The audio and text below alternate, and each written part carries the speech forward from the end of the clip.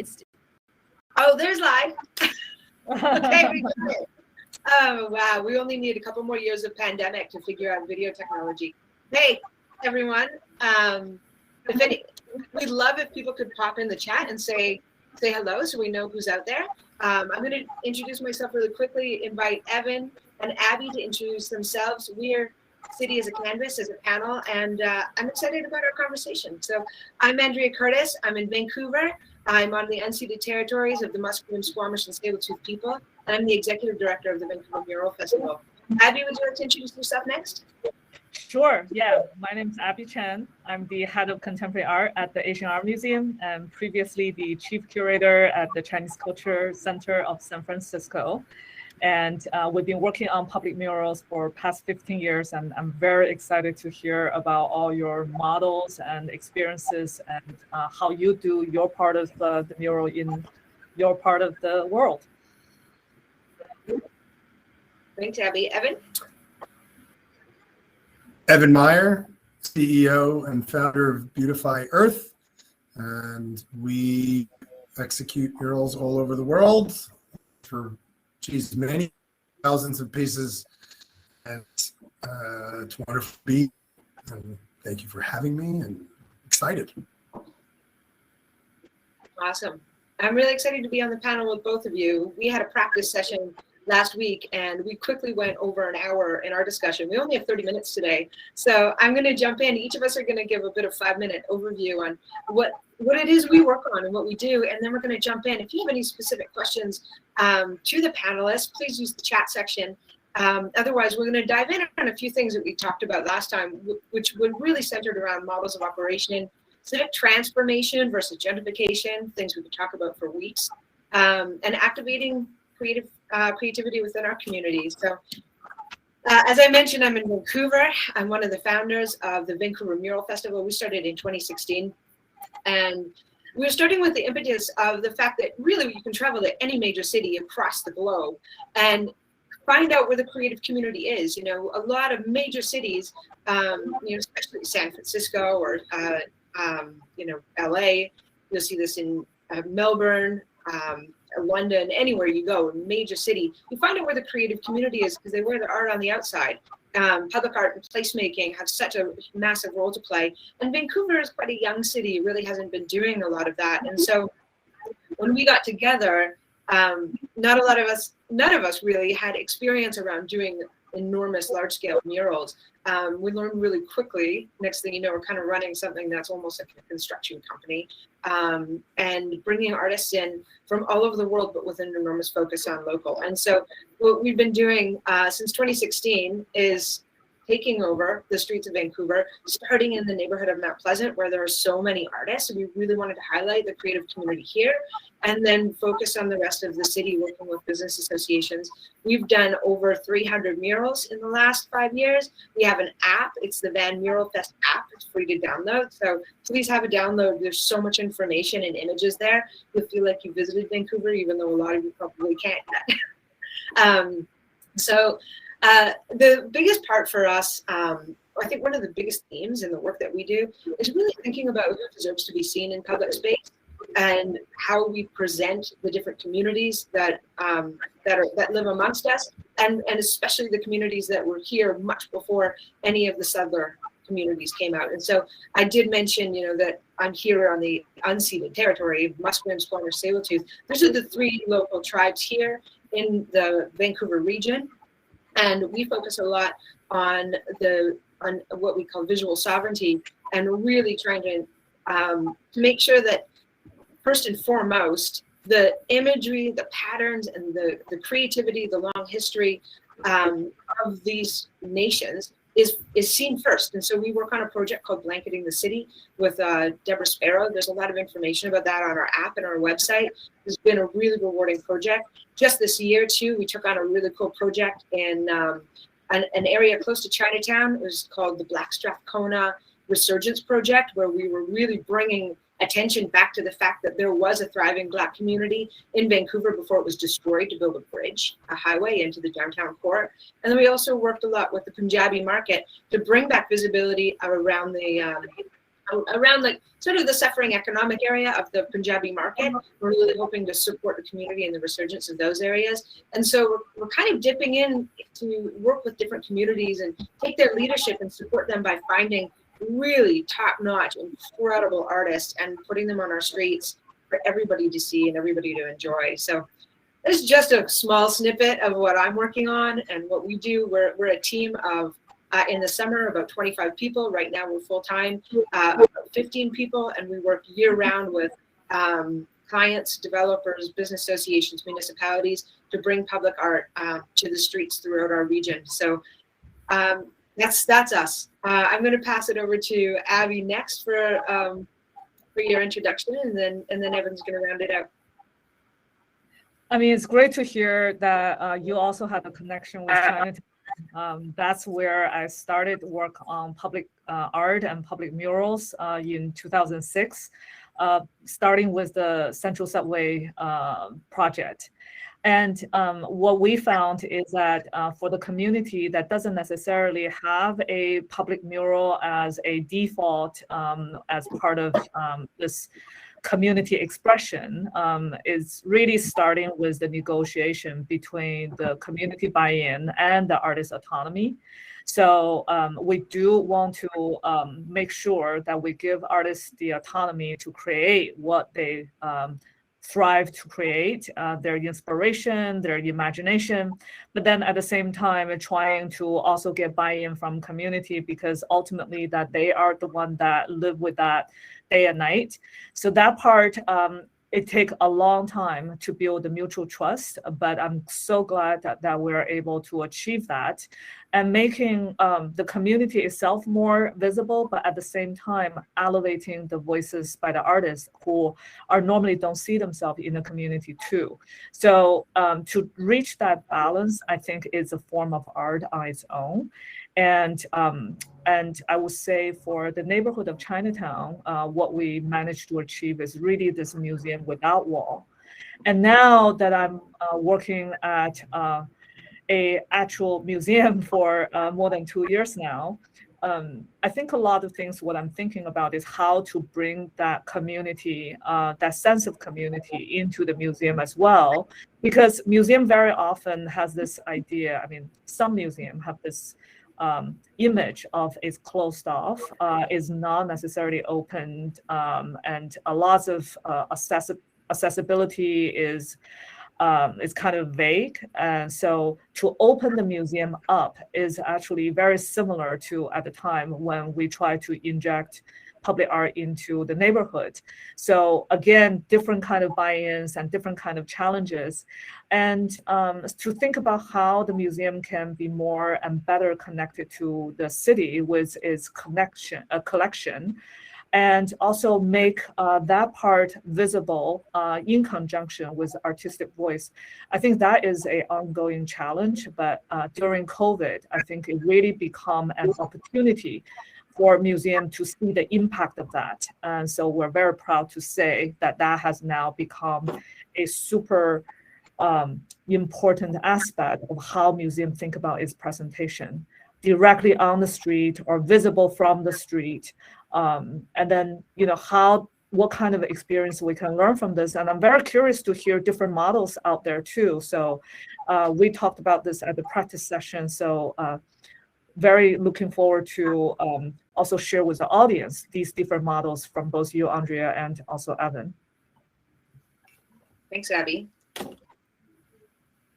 All right, I guess I'm up. Yeah. Awesome. So Beautify started about 10 years ago here in Lincoln Boulevard in Santa Monica. And I really didn't know anything about street art at the time. I just realized that I was getting involved in the community. I was part of my neighborhood association. I was like, all right, I need to just get active and do something, because there's a lot of talking when it comes to doing stuff civically, but really it comes down to taking action and put yourself out there to get things done. And that's where this started, where I was like, all right, let me get friends I know these walls are ugly. The impact I can make right now to create a better Lincoln Boulevard, which we were all calling Stinkin' Lincoln at the time, is to just start making art happen. the impact was phenomenal, that people were calling, and Beautify Lincoln was project, this little grassroots project became all these other little Beautify projects around LA and then around the country. So we formed Beautify Earth, and realized we have the opportunity to empower and teach what we know to other organizations to do the same thing and make impact in their communities. And after years of doing this and many projects later, what we realized is how of a logistical nightmare mural production is. The level of coordination and communication required in project management is quite complex for a single piece of art. And there's a lot of people that need to be involved, and there's community, and there's wall owner, landlord, neighborhood, artist. And what we realize is we want to get out of the way. And we want to make it easy for people to make this happen on their own and reduce the amount of logistics required, and start to normalize what it means to connect money with walls, with art, and make that whole thing seamless. So, our mission is really, since the beginning, to end ugly wall syndrome, as we call it. Personally, I just can't stand it looking at ugly walls. They're everywhere. There's just people's trash, big expensive pieces of blank canvas, waiting for something that can inspire communities and provide a positive experience for the residents and people who are walking by, a nicer environment. We know the impact of art. Yes, and most people here know how important art is in a community to enrich its culture, create a sense of place, create a sense of well-being, a cared for space, increase the economic activity in the businesses and tourism and culture, and like give back to the local artists and all of this stuff. Like it's a necessity, in my opinion. And to be actually create what we have now is tool sets and management dashboards to help make these things happen, empowering the wall owners and landlords, the communities, the sponsors, and the artists, and create profiles and do the matching and all that kind of stuff. We just realized this needs to go on autopilot. So that's what I'm working on for a couple of years now, is putting this behind, using software, entrepreneurship background to kind of take this and encapsulate it and put it into something that is a real platform that can empower everyone involved and make art happen fast, because it needs to be everywhere. And there's just so many millions and millions of pieces of canvas that need to be full, like now, not like in 100 years after a million policies get in the way. It's like, no, today the whole world needs to be beautiful, and we need help for everyone making that happen. So it takes a village, and here we are, and that's what we're up to. And much love. I can get behind that battle cry. That's pretty cool. Thank you. One of the things that we were talking about when we had a chat last week was, what I like to think of as a Trojan horse effect with murals. Frankly, like, murals weren't the focus of when I got into this. I was really into public art. I was into celebration. But what I realized was the lasting impact of murals and the ability we have when we're using murals kind of feels like a Trojan horse effect. So you can enter the community, focus on the art, put the art up in these spaces, but you end up really pushing into the community this massive conversation around economic impact and democratization of art. Abby, you were mentioning, museum without walls. We noticed, somebody mentioned our festival. We usually accompany our murals with a festival annually. And we've even noticed with the festival, the economic impact has been absolutely enormous in terms of what we bring into the business association and into that area when the people are coming in to celebrate, but especially what happens when people want to come to the area, probably similar to what you saw, Evan, in Lincoln, when people want to come into the area to visit. All of a sudden you go from this area with ugly walls to this place where everybody wants to come check it out. So the economic impact for the local businesses, for the local artists, really it's enormous. I really wasn't planning that when we first started out in murals. I think it's been one of the most fascinating impacts. Have you guys found that in your work as well? And I think economic vitality a lot of times is a way, one of the ways to get buy-in. But I think that there's even something that is more nuanced and also more in-depth, and that's really like thinking about mural as a site of statement, thinking about modern monuments. I think that mural can totally be part of that. And being that statement piece, I think it talks about a collective experience for the neighborhood, for culture, for the artist. And very often, when I'm talking to different community stakeholders and with artists, and of course it become a collective learning experience. Many people who are stakeholders are not necessarily involved in the art, and a lot of artists who are invited might know about the community but might not know about the community, but this give both sides a way to dive into each other's world. And so it creates this joint collective ownership and that sense of belonging of the city. And I think that is so important, because the city is, all the nice cities is getting so much more expensive, and people started to feel like they get pushed out. This is not where they belong. And I feel like mural in so many places, public art in so many senses, that can create that sense of belonging. And I cannot emphasize that enough. It's really a way also for us to express and create and form that collective dignity. And that has been my observation with a lot of these impoverished neighborhoods, with low-income communities, that they deserve the best.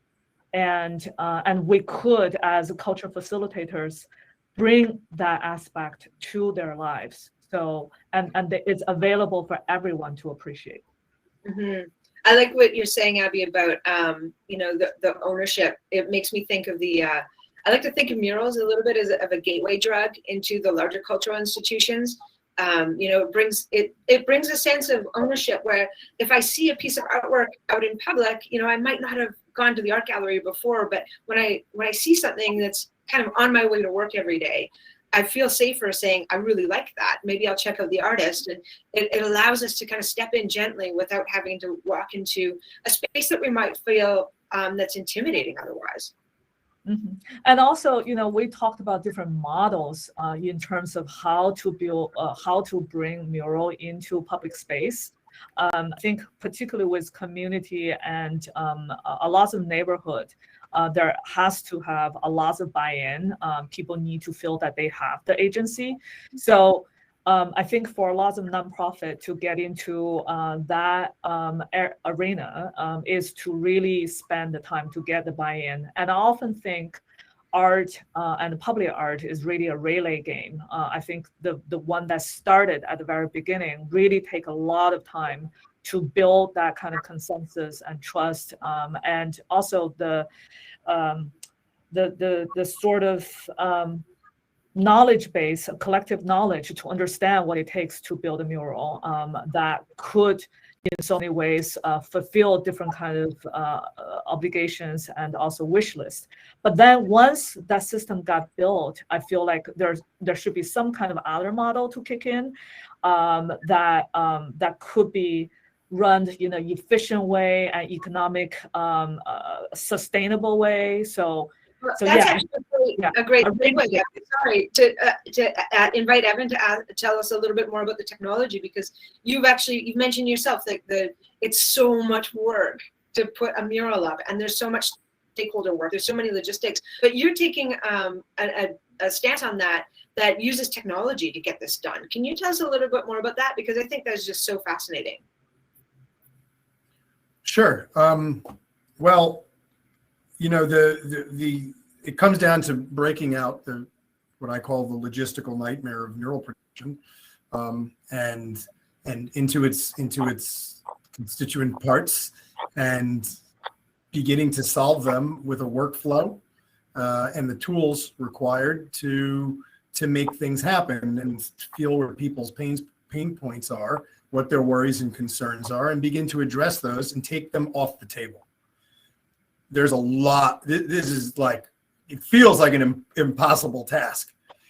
I don't believe anything's impossible, but it's one piece at a time. And as we begin to do that and begin what I think to start to normalize what the right way of doing mural work is by encouraging and really the local artist work, to really think about the culture, no matter who's paying for the mural or where the mural comes from, to really embrace the culture of the community and keep that in the heart of the piece, to keep it positive. You know, really, I think art has the capacity of storytelling in ways and creating conversation, which is always wonderful. When it comes from community pieces, things that make the community happen, sometimes it's a matter. Sorry, I just wanted to get on that piece. How do you, when you're using the technology, when people are connecting through the technology, how do you try to ensure that the community is still involved? How do you work on engagement that way? Yeah, so there's a number of ways of doing it, and one is capturing some of those requirements up front. Some of it is doing some of the history lessons or the research in the community, working with either sometimes the bids or sometimes the neighborhoods, or even the landlord has a deep stake in the community and wants to see elements that reflect the culture there, or the street there, the history there. So there's a number of different ways that happens, and also by keeping art local and really encouraging that folks use local artists in these local communities. It by nature becomes a piece of local culture. So you start to combine some of these elements together and you mix and match some of them, and what you end up with is community flavor that can be unique and special. And I think that's sort of the high level to answer your question. The technology starts to encourage these types of things throughout the way, and engage the different parties throughout the way. Yeah, I'm really looking forward, like, you know, the fact that I got to meet the two of you through this panel, I'm really looking forward to diving in on it some more, because those pain points you speak of, I mean, I know them so intimately, so I can't wait to dive in. You know, I just saw a comment from Brenda in Toronto that made me think about how COVID has impacted some of what we do. And I wanted to share a story with you in terms of what we learned when COVID first hit in 2020, you know, when we really figured out this was something serious going down, and our city effectively shut down. So, you know, the downtown core of Vancouver, BC, it was boarded up. People were, like, stores were being looted, and nobody was able to leave, and we were shut down. There was plywood on all of the windows, and the city looked absolutely apocalyptic. And it was one of those times where I think, you know, in doing what we do, we realize, like, this is our moment. Like, this is where we step in. I have no idea how to, you know, I'm the furthest person from healthcare in the world, right? I can do nothing but appreciate those folks, but art is what we do. And so this was the moment we stepped in. We reached out to the Downtown Business Association and a number of other partners, and we did 60 murals in 2 weeks on all of the hoarding, or that plywood that's on these windows, and turned our downtown core, kind of like Abby says, into a living museum outdoors. And the transformation that was undertook in that short 2 weeks, we would never have had an opportunity like that had we not had this tragic moment of having to shut down the city. But getting to see and getting to show, especially getting to show everybody what public art can do, and in such an intense moment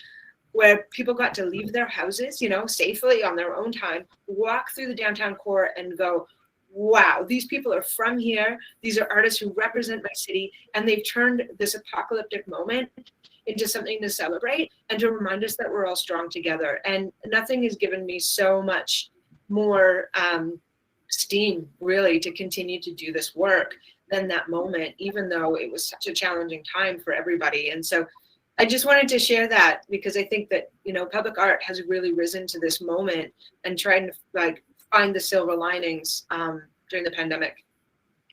Absolutely. Talking about silver lining, during the COVID time, our museum all have to close. That was a city mandate. And we happened to be on the very blink moment of opening up our newly expanded pavilion, and we couldn't. We were 1 month away, and then, but we also had this mural already planned, 3 murals, and those are the time that we started to roll them out. It ended up to be the first thing we launched, and at first we thought that we are elevating these artists' voices and we're giving them a platform, but because of COVID, these work end up being the kind of work that heals the city.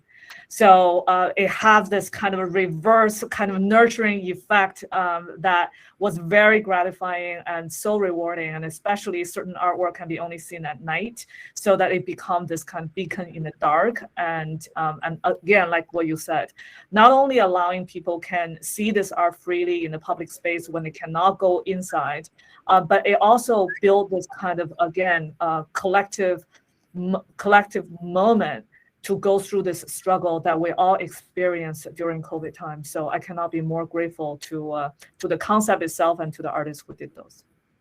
Mm-hmm. I'll just add on to that. So one of the experiences that we had here doing actually a similar initiative in Santa Monica was that we started, we got, at the time that there was lockdown, we got explicit approval from the police department to be on the street. Everyone had to be inside to paint the boarded up spaces, and because it became a safety initiative.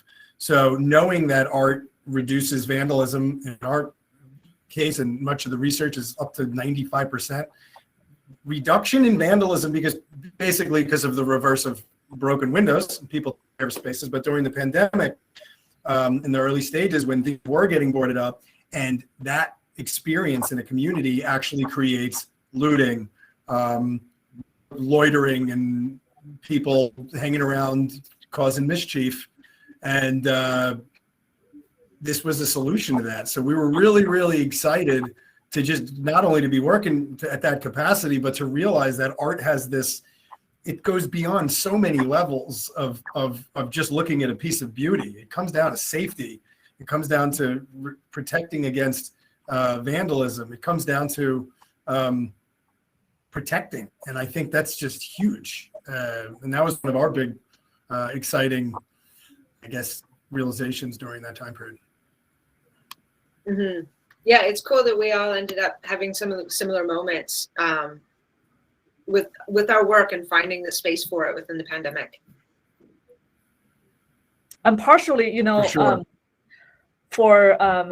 Particularly for our museum, we are in a neighborhood. We have a lot of homeless population, and so to have the mural on the street level and to also look over this neighborhood in this all kind of a gray wall by all the other concrete buildings, I think that is also an effort trying to offer something on the street that is so accessible. And we opened that during COVID time, and surprisingly and miraculously, it held up so well. And that just shows how much actually the neighborhood cares about this kind of endeavor, and they cherish it. And I feel like that is really a moment when you think different kind of forces come together and hope for a better place. Yeah, and I think, Abby, there's I see a question from Elizabeth Adams regarding gentrification, and in, you know, how do we deal with gentrification from public art and pushing the members out that is trying to serve. Can't answer that in the last minute that we have left, but certainly there's a flip side to the coin, right? When community shows up and says, we care about this place, you know, we don't want to see hideous walls anymore. We want to show who we are. We want to make sure that, you know, in our case, Musqueam designs are seen all throughout the city. You know, we want to blanket the city in this work. Well, what happens when all of a sudden our neighborhoods look cleaner and they feel safe and become much more valuable to live in? I think this is a question more for the economics of housing than it is really for public art, but obviously they all work together. And so it's constantly a conversation that we need to be having, and really as artists and cultural producers find our space within that conversation, and definitely within some of the other panels for World City. I think that that'll come up, and I look forward to having those conversations a little bit more with some of you as the panels go on. I mean, we're never going to stop having this conversation. But I'm sorry, Elizabeth, we didn't have more time for that question because it's a huge one. It really is. I can see we're coming to time now. Is there anything that you would like to wrap up with, Evan or Abby? CR on the screen. I have a 3-minute answer to that question, which I'm not going to say, but I guess in my short time, I'm just going to say thank you and feel free. I can leave my information in the general chat if anyone wants to contact me. We should all do that in case people are interested in more information. But a great time seeing you and chatting, and I just want to thank everyone for being here. Yeah, same here. Reach out anytime. Thanks both. And I'm going to add my. Thank you so much. Adding my info. Yeah, and we should continue our conversation offline too. I mean, yeah, I think this is an ongoing conversation. We could really dive deep into the gentrification question because, and I suppose maybe on our next episode of The City as a Canvas,